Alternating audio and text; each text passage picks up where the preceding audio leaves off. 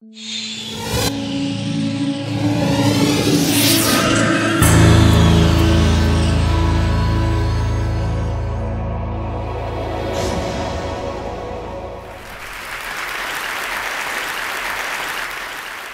buildings today have something in common. They're made using Victorian technologies. This involves blueprints, industrial manufacturing, and construction using teams of workers. All of this effort results in an inert object, and that means that there's a one-way transfer of energy from our environment into our homes and cities. This is not sustainable. I believe that the only way that it is possible for us to construct genuinely sustainable homes and cities is by connecting them to nature, not insulating them from it. Now, in order to do this, we need the right kind of language. Living systems are in constant conversation with the natural world through sets of chemical reactions called metabolism. And this is the conversion of one group of substances into another, either through the production or the absorption of energy. And this is the way in which living materials make the most of their local resources in a sustainable way. So I'm interested in the use of metabolic materials for the practice of architecture. But they don't exist, so I'm having to make them. I'm working with architect Neil Spiller at the Bartlett School of Architecture, and we're collaborating with international scientists in order to generate these new materials from a bottom-up approach. That means we're generating them from scratch. One of our collaborators is chemist Martin Hanzuk, and he's really interested in the transition from inert to living matter. Now, that's exactly the kind of process that I'm interested in when we're thinking about sustainable materials. So Martin, he works with a system called the protocell. Now, all this is, and it's magic, it's a little fatty bag, and it's got a chemical battery in it, and it has no DNA. This little bag is able to conduct itself in a way that can only be described as living. It is able to move around its environment. It can follow chemical gradients, and it can undergo complex reactions, some of which are happily architectural. So here we are. These are protocells patterning their environment. We don't know how they do that yet.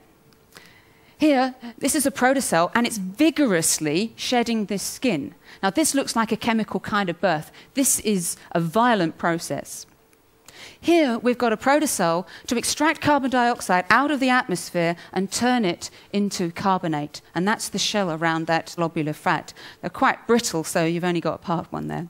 So what we're trying to do is we're trying to push these technologies towards creating bottom-up construction approaches for architecture, which contrast the current Victorian top-down methods, which impose structure upon matter.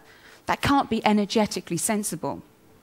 So, bottom-up materials actually exist today. They've been in use in architecture since ancient times. If you walk around the city of Oxford, where we are today, and have a look at the brickwork, which I've enjoyed doing in the last couple of days, you'll actually see that a lot of it's made of limestone.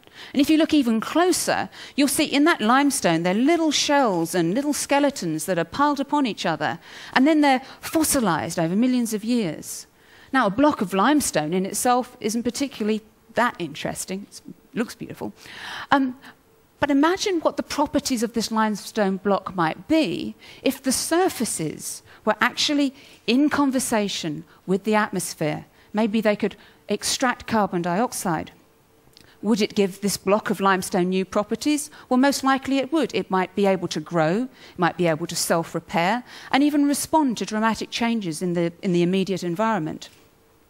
So, architects are never happy with just one block of an interesting material. They think big. Okay. So when we think about scaling up metabolic materials, we can start thinking about ecological interventions like repair of atolls or reclamation of parts of a city that are damaged by water. So one of these examples would, of course, be the historic city of Venice. Now, Venice, as you know, has a tempestuous relationship with the sea and is built upon wooden piles. So we've devised a way by which it may be possible for the protocell technology that we're working with to sustainably reclaim Venice. And architect Christian Kerrigan has come up with a series of designs that show us how it may be possible to actually grow a limestone reef underneath the city. So here's the technology we have today. This is our protocol technology, effectively making a shell like its limestone forefathers and depositing it in a very complex environment against natural materials. We're looking at crystal lattices to see the bonding processes in this. Now, this is the very interesting part. We don't just want limestone dumped everywhere in all the pretty canals.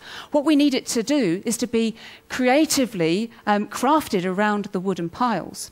So you can see from these diagrams that the protocells actually are moving away from the light towards the dark foundations. We've observed this in the laboratory. The protocells can actually move away from the light. They can actually also move towards the light. You have to just choose your species. So these don't just exist as one entity. We kind of chemically engineer them.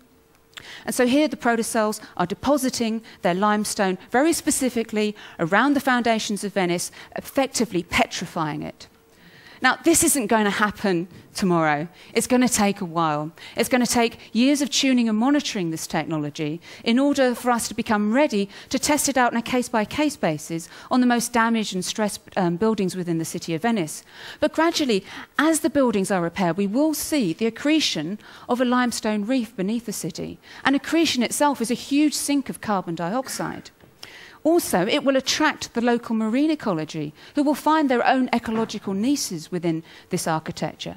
So this is really interesting. Now we have an architecture that connects the city to the natural world in a very direct and immediate way. But perhaps the most exciting thing about it is that the driver of this technology is available everywhere. This is terrestrial chemistry. We've all got it, which means that this technology is just as appropriate for developing countries as it is for first world countries.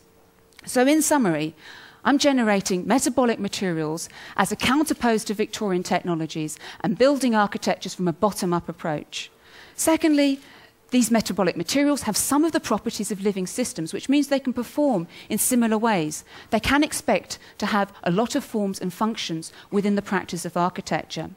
And finally, an observer in the future, marveling at a beautiful structure in the environment, may find it almost impossible to tell whether this structure has been created by a natural process or an artificial one. Thank you.